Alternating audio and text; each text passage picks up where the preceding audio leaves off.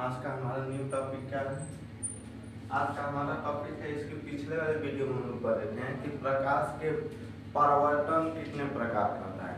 वहाँ पर आपको बताया गया था दो प्रकार का, एक नियमित परावर्तन, एक अनियमित परावर्तन। नियमित परावर्तन में क्या होता था कि प्रकाश की लहरें आती थी और परावर्तन के पश्चात समांतर हो जाती थी। लेकिन अनियमित परावर्तन में क्या होता था कि प्रकाश की लहरें आ रही हैं, लेकिन परावर्तन के पश्चात, टक्कर के पश्चात जब उनका परावर्तन हो रहा है तो वो सभी दिशाओं में फैल जाती हैं, इधर उधर दिशाओं में। तो अब उसी का हम देखेंगे कि जब उसी को एक और नाम से जानते हैं विसरित परावर्तन, या फिर ये बोले अनियमित परावर्तन, या फिर हम ये बोल सकते हैं विसरित परावर्तन। तो उसका दैनिक जीवन में क्या उपयोग है।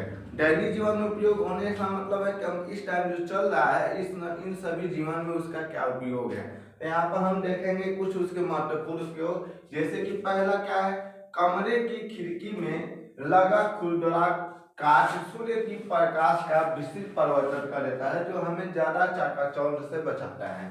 जैसे कि देखा जाए तो जो कभी कभी रूम में एक खुरदुरा शीशा लगा रहता है, खुरदुरा शीशा मतलब प्लेन नहीं रहता है, वो क्या रहता है ऊपर खाबर लगा रहता है। वो उसका भी रोल है हमारे दैनिक जीवन में। क्योंकि जब वो प्रकाश की लहरें आती हैं और हम जानते हैं कि वहां पर कोई भी वस्तु है उससे प्रकाश का क्या होता है परावर्तन होता है। तो जब वो ऊपर खाबर रहेगा तो उसका जो भी प्रकाश होगा सभी दिशाओं में फैल जाएगा और डायरेक्ट हमारे आंखों तक नहीं आएगा, जिससे हमें वहां पर चकाचौंध से हम क्या हो जाएंगे, बच जाएंगे। यानी हमको डायरेक्ट आंखों पर रोशनी नहीं आएगी, जिससे हम ये कर सकते चकाचौंध नहीं होंगे और उस घटना से हम क्या हो सकते हैं, बच सकते हैं। यानी इसलिए कभी कभी आप लोग बहुत लोग देखे होंगे कि जब भी खिड़की लगाई जाती है उसमें कभी कभी शीशे जो होते हैं वो आपके कैसे लगाए जाते हैं, खुरदुरे टाइप के लगाए जाते हैं, ताकि हम सूर्य की प्रकाश जो आए तो उससे चकाचौंध से हम क्या हो सके, बच सके। सेकेंड आपका क्या है, अखबार होता है या न्यूज़पेपर उसी को कहते हैं। खुरदुरे व सस्ते कागज पर छपे जाते हैं। क्यों, इसका भी रीजन है, ताकि जब भी मतलब उसको हम सूर्य की प्रकाश उस पर पड़े तो वो जो प्रकाश हो उस पेपर उसको क्या कर देता है, विस्तृत परावर्तन कर देता है, विस्तृत परावर्तन हो जाता है और उसमें जो भी छोटे छोटे अक्षर होते हैं उसको आसानी से पढ़ सकते हैं। क्योंकि अक्सर जो न्यूज़पेपर होते हैं बाहर ही पढ़े जाते हैं। जब बाहर हम न्यूज़पेपर पढ़ते हैं तो सूर्य का प्रकाश रहता है, तो यदि वो एकदम प्लेन पेपर का रहता तो डायरेक्ट उसका रोशनी हमारे आंखों तक आता है, तो हम उसमें जो भी छोटे छोटे अक्षर उनको आसानी से नहीं पढ़ सकते हैं। इसीलिए वहाँ पर जो भी पेपर होता है वो सस्ते बनाए जाते हैं और खुरदुरे टाइप के बनाए जाते हैं, जिससे प्रकाश जब उस पेपर पर पड़े तो वो क्या हो सके, सभी दिशाओं में वो फैल जाए और हमारे जो भी रोशनी हो हमारे डायरेक्ट आंखों पर न पड़े। इसीलिए वहाँ पर जो भी बनाए जाते हैं अखबार जो होते हैं खुरदुरे और सस्ते कागज के बनाए जाते हैं, कागज पर छापे जाते हैं, जिससे उस पर पड़ने वाले प्रकाश का विस्तृत परावर्तन हो सके तथा उसके छोटे छोटे अक्षरों को सुगमता पूर्वक पढ़ा जा सके। सुगमता पूर्वक मतलब आसानी से। इसमें नोट क्या है, किसी पृष्ठ से परावर्तित प्रकाश की मात्रा उस पृष्ठ की प्रकृति पर निर्भर करती है। यानी कि यहाँ पर इसका मतलब यह है कि कोई भी प्रकाश उतना ही परावर्तन होगा जो भी प्रकृति होगा, ये सब जितना भी परावर्तन होगा वो उस प्रकृति पर निर्भर करेगा कि कोई भी ऑब्जेक्ट किस प्रकृति का है। जैसे कि बहुत ज्यादा प्लेस होगा तो वहां से बहुत ज्यादा प्रकाश का परिवर्तन होगा, यदि थोड़ा बहुत उसका रफली होगा तो थोड़ा बहुत कम आंशिक रूप से होगा, यदि बहुत ज्यादा खुरदुरा होगा तो वहां से प्रकाश का परिवर्तन बहुत कम होगा। यानी कि जो भी होगा उसकी प्रकृति पर निर्भर करेगा कि वो पदार्थ किस प्रकृति का है, किस नेचर का है, ये उस पर निर्भर करता है। फिर आपका ये हमारा न्यू टॉपिक क्या है, प्रकाश के परावर्तन के नियम। ये लगभग पूछे जाने वाले क्वेश्चन है। प्रकाश होता क्या है, प्रकाश के परावर्तन के नियम बताइए। इसके हमेशा दो नियम होते हैं, आपको ये याद रखना है कि प्रकाश के परावर्तन के कितने नियम है, दो नियम है। और ये जो परावर्तन है आपको समतल दर्पण से परावर्तन के बारे में बताया जाएगा। समतल यानी कोई भी ऐसा दर्पण जो एकदम बराबर हो, यानी प्लेन हो, उसे हम क्या बोलते हैं, समतल बोलते हैं। यानी कि समतल दर्पण जो होगा उसी के परावर्तन से हम देखेंगे कि इसमें नियम कितने प्रकार होते हैं, दो प्रकार होते हैं, प्रथम नियम और सेकेंड नियम। प्रथम नियम और सेकेंड नियम क्या है कि ये जो है आपका डायरेक्ट जो प्रकाश का परिवर्तन बताया गया था उसी से दोनों नियम निकलता है। जैसे कि हम जानते हैं कि ये हमारा क्या है, एक समतल पृष्ठ है और ये चमकदार पृष्ठ है, और इसी को हम कौन सा पृष्ठ बोलते हैं, परावर्तक पृष्ठ बोलते थे। इसको हम क्या नाम देते थे, परावर्तक पृष्ठ। और ये जो आने वाली किरण है इसको हम क्या बोलते थे, आपतित किरण, आपतित किरण। और जो किरण जा रही है इसको हम क्या नाम दिए थे, परावर्तित किरण। और ये जो बिंदु था जिस पर आपतित किरण आकर उस पर क्या हो रही है, वो इंसिडेंट कर रही है, यानी कि उस पर टक्कर हो रही है, उस बिंदु को हम क्या बोलते थे, आपतन बिंदु, आपतन बिंदु। और उसके बाद इस बिंदु पे इस पृष्ठ के लंबवत जो रेखा खींची गई होती है उसको हम क्या बोले थे, अभिलंब।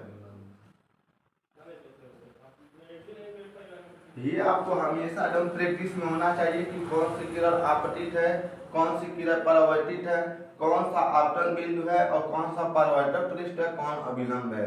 अच्छे से एकदम इसको बनाना है, एकदम वेल डायग्राम, एकदम अच्छा सा साफ सुथरा डायग्राम बनाना रहता है। अब आपको ये बताया गया था आपतित किरण और अभिलंब के बीच में जो कोण बनता है उस कोण को हम क्या नाम दिए थे, आपतन कोण, आपतन कोण। इसको किससे दर्शाते हैं, एंगल आई से। और परावर्तित किरण और अभिलंब के बीच में बना कोण क्या कहलाता है, परावर्तन कोण, परावर्तन कोण। इसको हम बोलते हैं एंगल आर से। इसको हम किससे डिनोट करते हैं, एंगल आर से।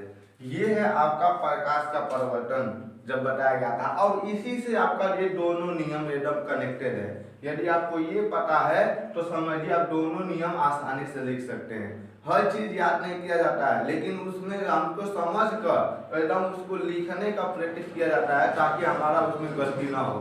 क्योंकि जब भी हमें समझने से ही नहीं हमें नंबर मिलेगा, हमको जो भी समझे उसको लिखने आना चाहिए। तो आपको लिखना बहुत जरूरी है कि ये जो हमारा जो भी प्रकाश का परिवर्तन था ये आपको बता दिया गया था। अब इसी सब निकालेंगे प्रथम नियम। तो पहला नियम क्या है कि प्रकाश का जो प्रथम नियम है कि आपतित किरण, आपतित किरण आने वाली किरण को हम क्या बोलते हैं, आपतित किरण, परावर्तित किरण तथा आपतन बिंदु पर खींचा गया अभिलंब, क्या बोले हैं, आपतित किरण, परावर्तित किरण तथा ये आपतन बिंदु पर खींचा गया अभिलंब तीनों एक ही तल में स्थित होते हैं। ऐसा समझ में, यही आपका प्रथम नियम है। तो हम लिखेंगे आपतित किरण, परावर्तित किरण तथा आपतन बिंदु पर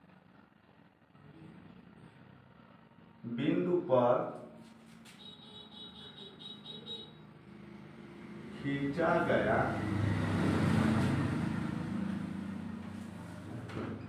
अभिलंब तीनों एक ही तल में स्थित होते हैं।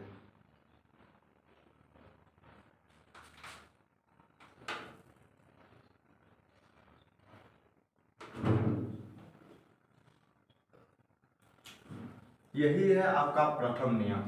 यानी प्रथम नियम क्या है कि आपतित किरण, परावर्तित किरण तथा आपतन बिंदु पे खींचा गया अभिलंब तीनों एक ही तल में स्थित होते हैं। क्योंकि जब भी हम इसको बनाएंगे तो सबसे पहले आपतित किरण बनाएंगे, और आपतित किरण उसका ये जो किरण जो जाती है उसको हम क्या बोलते हैं, परावर्तित किरण। उसका ये अभिलंब किस पर खींचा गया होता है, आपतन बिंदु पे। तो आपतित किरण, परावर्तित किरण तथा आपतन बिंदु पे खींचा गया अभिलंब तीनों एक ही तल में स्थित होते हैं। ये है आपके प्रकाश परावर्तन का प्रथम नियम। सेकेंड नियम क्या है कि ये आपको दिख रहा है कि ये हमारा जब समतल पृष्ठ होगा तो ये जो आपका आपतन कोण है ये परावर्तन कोण के हमेशा बराबर होता है। यानी आपका सेकेंड नियम क्या है कि आपतन कोण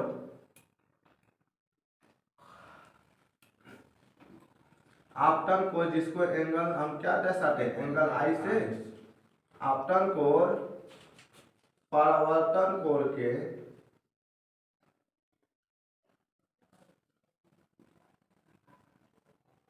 परावर्तन कोण को एंगल आर से।